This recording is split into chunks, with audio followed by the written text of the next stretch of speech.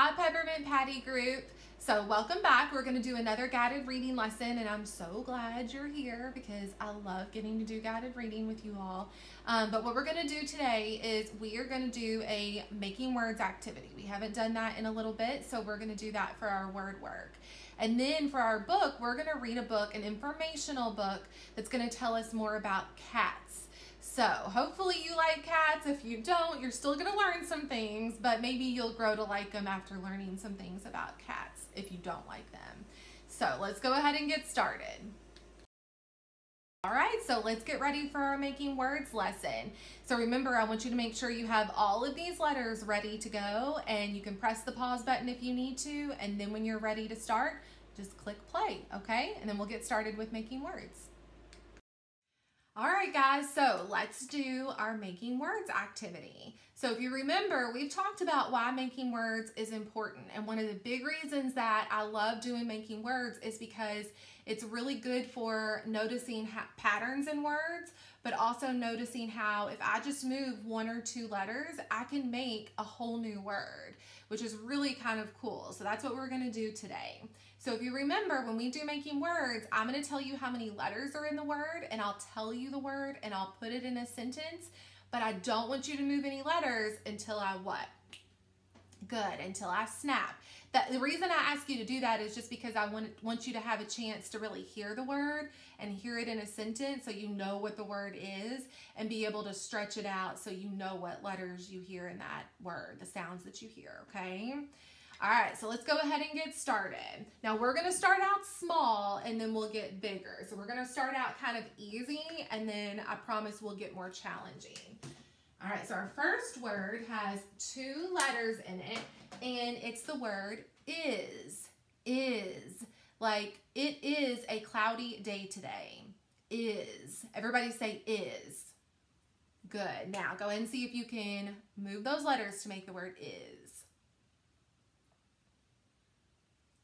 All right, so that was probably pretty quick and easy for you. I know you guys are strong readers, and I know you probably already know this, but we're going to kind of build onto this word, okay? So how do we spell is?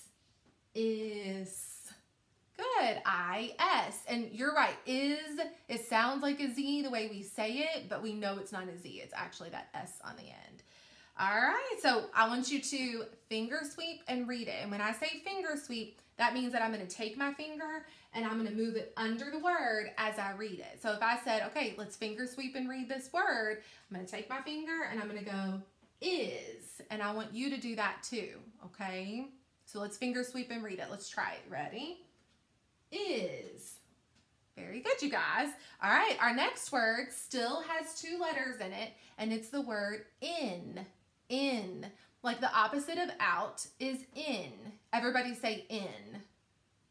Good. Go ahead and see if you can switch out one letter to make the word in. All right, so again, that was probably pretty quick and easy for you. So what letter do we need to switch out at the end? In. Good. We need to switch out that S for an in. Good. So let's finger sweep and read it. You ready? In. Good job. All right, our next word has three letters in it, and it's the word win. Win. Like not the question word win. I'm talking about like if I won something. So like I really like to win at games. Everybody say win. Good. All right, go ahead and see if you can make the word win. And don't forget, you can always press the pause button if you need to, and then just press play when you're ready. All right, so what letter do we hear at the beginning of w? In. We already hear that in sound at the end, so we don't need to change that. What letter are we going to put at the beginning? W, that w sound. Good job.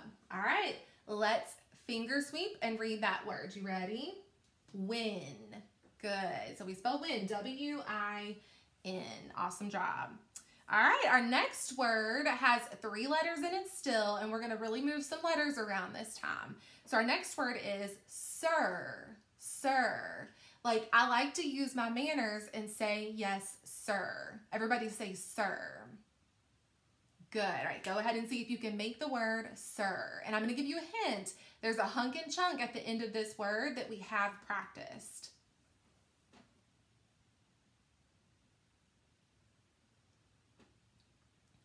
All right, so let's take a look and see, how do we spell sir? Now first we hear sir.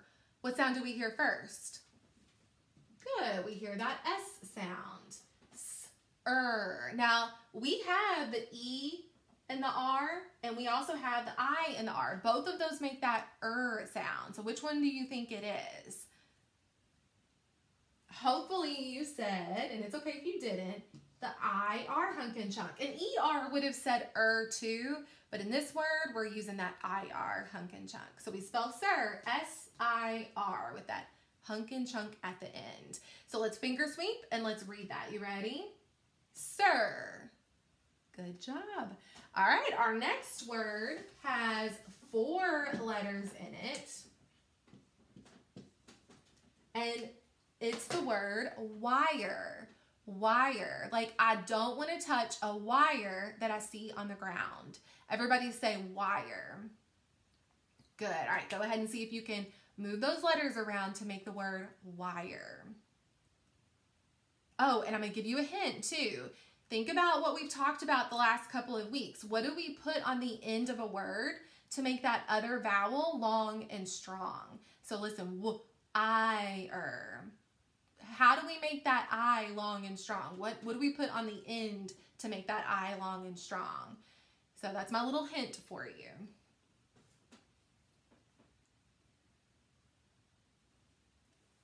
All right, so let's take a look. So what sound do we hear first? W, w. Good, we hear that W. And then we hear I-er. What do we hear after that W? The I sound. Very good. I-er. What do we hear after the I? We hear that that R sound. But we can't stop there because we know it's how many letters? 4 letters. So what do we put on the end to make this I long and strong? Do you remember? I hope you do. We put a silent E on the end. I really hope you remembered that because we've been practicing that a lot, and that was a chance for you to kind of show me that you knew how to do that. So we spell wire, W-I-R-E. So let's finger sweep and read that word. You ready? Wire. Good. And don't just watch me finger sweep it. I want you to take your finger and actually move it under your word that you made, okay? I want you to do it with me. All right. Our next word has 4 letters in it, and it's the word rise. Rise. Like, I see the sun rise in the morning. Everybody say rise. Good. All right, go ahead and see if you can make the word rise.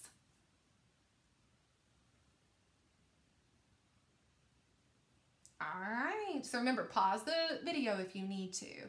So let's stretch that word out. What sound do we hear first? Rise. We hear that R sound. Good. Then we hear eyes. What vowel do we hear? I. Good, that I sound. Then we hear rise. It sounds like a Z the way that we say it, but if I really stretched it out, I would say rise. So what letter do we really need? The S. And I know that sounds kind of silly. It seems kind of funny that sometimes we would make that S sound like a Z, but it's just the way that we talk. So sometimes that happens. So let's see, eyes. I can't stop there because I have how many letters in my word? 4. So again, what goes at the end of my word to make that I long and strong? A silent E. Good. I hope you remembered that. So we spell rise, R-I-S-E. So make sure you have that. And then let's finger sweep and read it. So you take your finger under your word just like I'm doing mine. You ready? Rise. Very good. All right, our next word still has 4 letters in it, and this time you only have to switch 1 letter, okay? So keep everything where it is except for 1 letter. See if you can hear where you're going to change that letter, where the sound is different from rise. So our new word is wise. wise. Like my mother is very wise. Everybody say wise. Like really smart. That's what that means. Good. All right, go ahead and see if you can make the word wise. All right, that probably was pretty quick and easy. So what sound do we hear that's different? R, eyes, w, eyes. We hear the beginning sound is different. Well, what sound do we hear now in w, eyes? We hear the W sound. Very good. So how do we spell wise? W-I-S-E. Very good. So let's take our finger. You put it under your word and let's finger sweep and read it. You ready? Wise. Very good. All right, just a few more words. Our next word has 5 letters in it. And you're actually going to keep all of the letters where they are. You're just going to add a letter to our word. So see if you can figure out what letter you're going to add to our word. So our new word is wiser. Wiser. Like my dad is a lot wiser than I am. Like he's a lot smarter than I am. Everybody say wiser. Good. All right, go ahead and see if you can make the word wiser. All right, so what letter did we need to add? Wiser. We need to add the R. And then, what hunk and chunk do we see? The ER. And our phonics stance hunk and chunk, our phonics stance that we do with that hunk and chunk even says ER, ER at the end of a word, just like here at the end of a word. So we spell wiser, W-I-S-E-R. So let's finger sweep and read it. You ready? Wiser. Very good, you guys.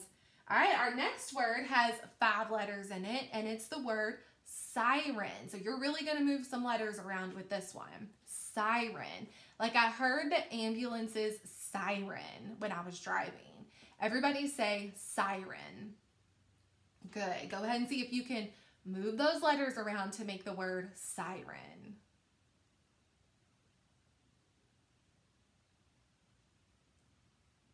And remember, press the pause button if you need to.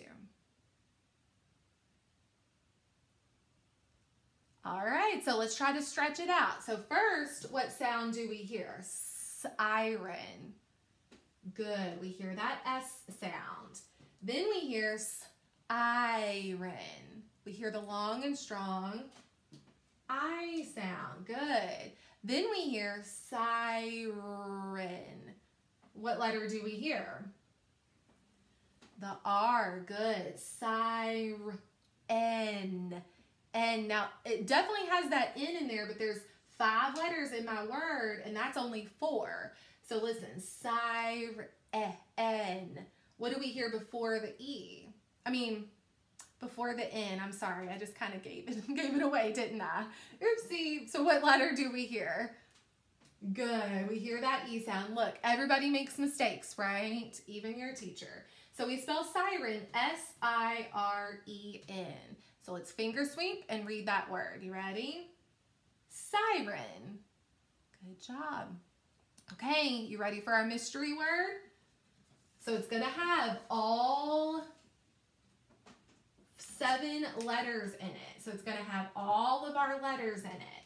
So does anybody think they know? Take a guess of what you think our mystery word might be. What do you think? Looking at our letters. It's a little bit tougher to figure out. So it's okay if you don't know. So our mystery word is winners. Winners. Like the Kentucky Wildcats are a bunch of winners. And if you're a U of L fan, I'm sorry. But our word is winners. So everybody say winners. Good. Go ahead and see if you can make the word winners. Just really stretch it out. I would definitely pause the video and give yourself time to stretch that word out.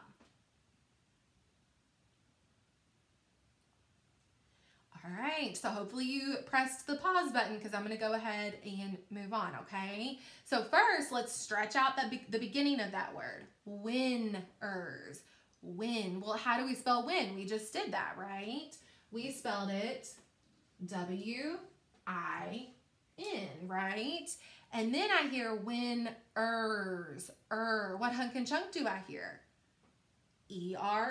right? Winners. And then what do I hear at the end? Winners. The S on the end. Very good. Now, I still have a letter that I haven't used. And there's a reason that I left a little space right here in the middle of my word. Anytime that we end a word with like an ending, like ER, we're going to double up the consonant, that last consonant.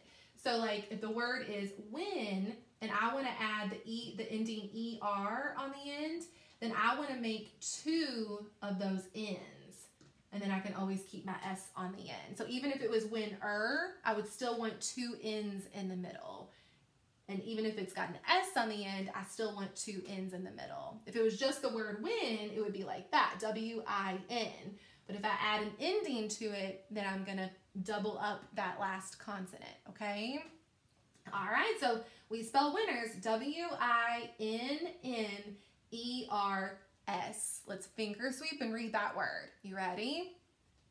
Winners. Good job, you guys. So why is it important for us to do making words? Why did we do this today? Because it helps us see patterns in words, and it helps us see how we can move 1 or 2 letters around and make a whole brand new what? A whole brand new word. Pretty cool. So you all did awesome today. And let's go ahead and get started and take a look. We'll take a break, and then we'll take a look at our book for today.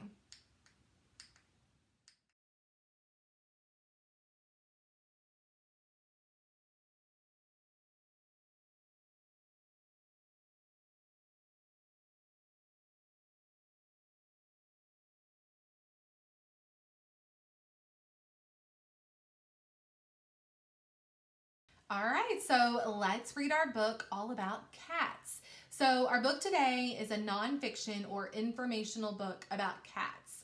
And we're going to learn about different kinds of cats. And one thing that I want you to kind of know and have a little bit of background knowledge about before you read is you're going to read about a big word called a domestic cat. A domestic cat is not wild. It's like a cat that you would have as a pet. And then a wild cat is a cat that lives out in the wild. You would never have that kind of cat as a pet. So just to kind of give you a little bit of background information before we start reading. Now, one thing that we're going to work on while we're reading today, a really big thing that you all probably already do it, but we're going to practice it, and now you're going to know what it's called, but it's called using context clues. So everybody say context clues. Good. And context clues, all it is a lot of times it's kind of like inferring. A lot of times the author will not come right out and tell you what a word means. Sometimes you have to use clues around on the page to help you figure out what that word means. So a lot of times you can use the picture to help you. That's a great context clue to use.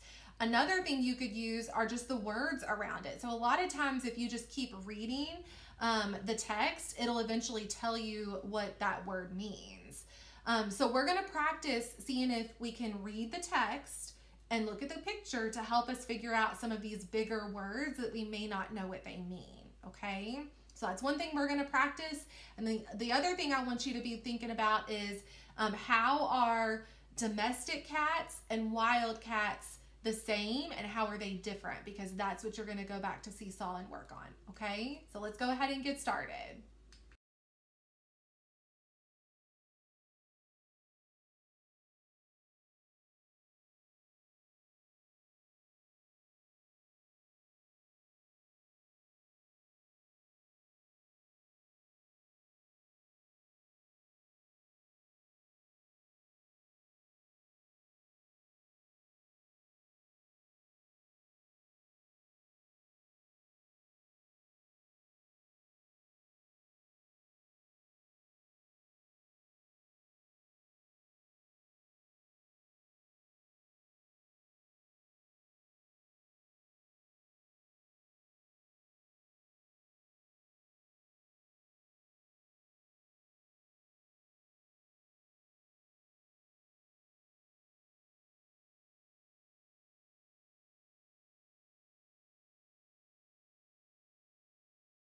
All right, so let's practice those context clues.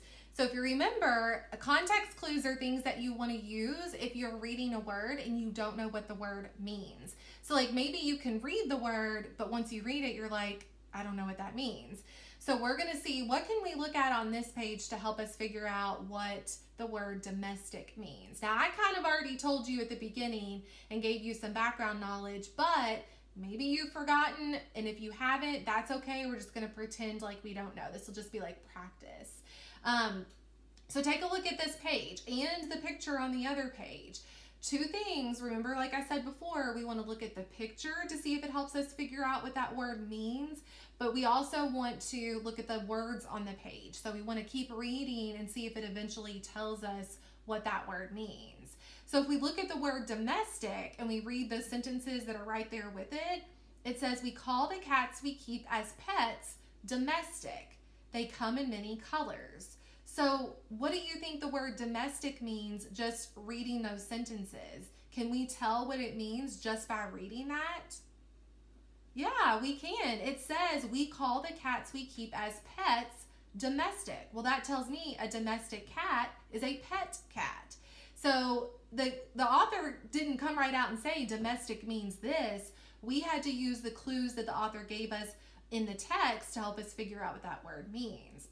Now, we could have also gone to the glossary in the back of the book because that word is in bold print. And anytime we see a word in bold print in a nonfiction book, then it's more than likely going to be in the glossary in the back of the book, and it'll tell us what that word means too. So let's keep practicing. How can we use those context clues, the picture and the text, to help us figure out words that we may not know what they mean?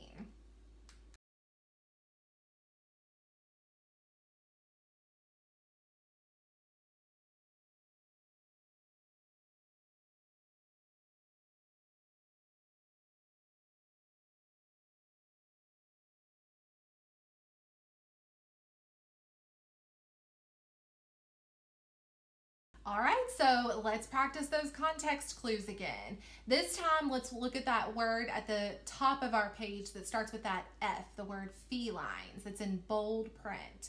So we already know if it's in bold print, that means it's probably going to be in the glossary, so we can kind of double check our thinking at the end and see if we were right. But let's use the picture and let's use the text to see if we can figure out what the word felines means. And if you already know, just pretend that you don't know, okay? All right, so if we look at the picture, I see a picture of a tiger, and then let me read that sentence that has the word felines in it, and let's see if we see any clues or hear any clues to help us figure out that word. Let's see. All cats, big and small, are called felines. Okay, so that tells me felines is another word for what? Cats. Yeah, so you could say cat or you could say a feline. It's the same thing. So which one helped us this time? Did the picture help us or did the text help us? The text helped us, yeah. And the picture helps us see what a feline looks like. But if we read the text and we read that sentence, it tells us exactly what that word means. This one was a little bit easier to figure out. The author was a little bit more clear about telling you what that word meant. Sometimes it'll be harder and sometimes it'll be easier like this one is. But that's okay. It's still always good to practice. So let's go ahead and keep reading. And remember, if you get to any words that you don't know what they mean, read the text all around it, look at the picture, see if you can figure out what that word means using those context clues.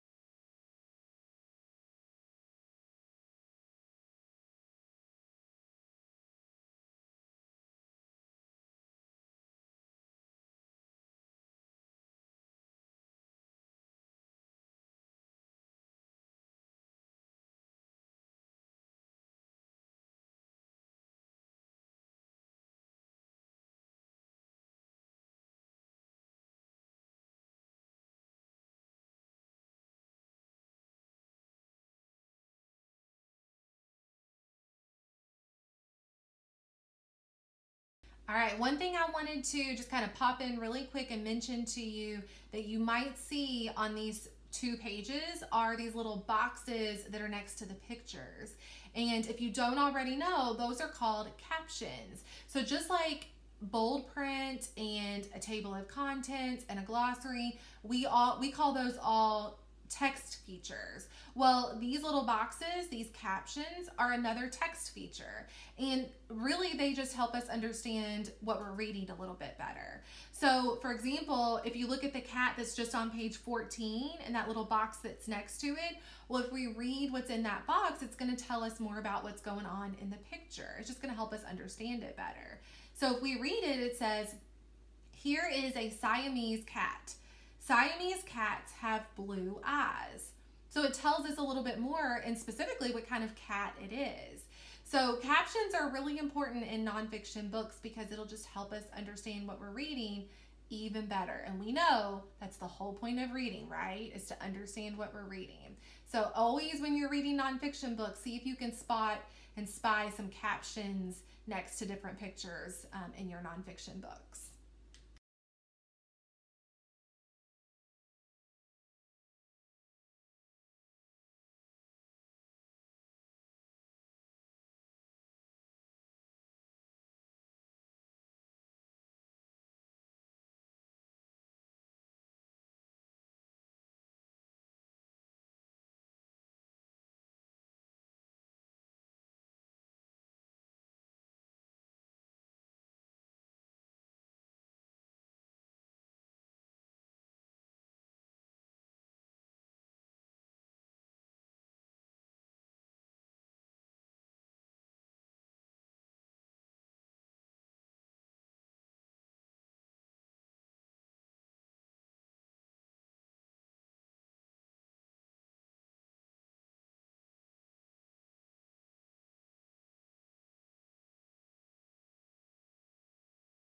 Okay, so let's take one more chance to see if we can use those context clues to help us figure out a word that we may not know what it means.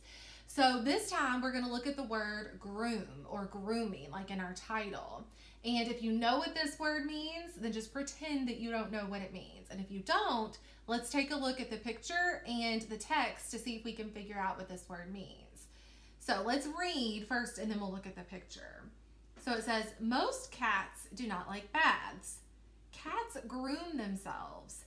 They lick themselves clean with their tongues. Their tongues are rough, like sandpaper. So when it says cats groom themselves, you might be sitting there going, what does groom mean? But if you keep reading the text, it says they lick themselves clean with their tongues. So that tells us that when they groom themselves, that means that they're what? They're licking themselves clean. They're cleaning themselves. And if we look at the picture, does it kind of show us that grooming means that they're licking themselves? Yeah. And then if we read the text, then it tells us even more that they're licking themselves to clean themselves. So remember, anytime you're reading any book, but especially an informational nonfiction book, I want you to think about if there's a word that you don't know what it means, use those context clues to help you figure out what that word means. So look at the pictures and keep reading the text to see if it will eventually tell you what that word means. That's a really important and good strategy that strong readers use that I know you guys will do.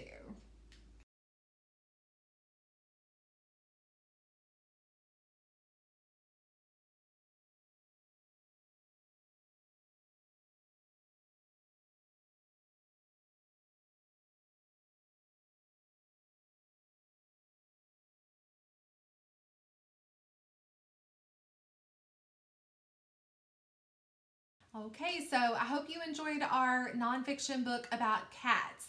And now what you're going to do is you're going to go back to Seesaw and you're going to tell me what's the same. So we're going to compare two things, and then you're going to tell me what's different. So contrast two things. And you're going to tell me what's the same and what's different about domestic cats and wild cats. So make sure you do that and then turn it into me and I'll take a look at it. Great job today, and I hope that you got to learn a couple of things about cats, maybe something that you didn't know already. Good job, guys.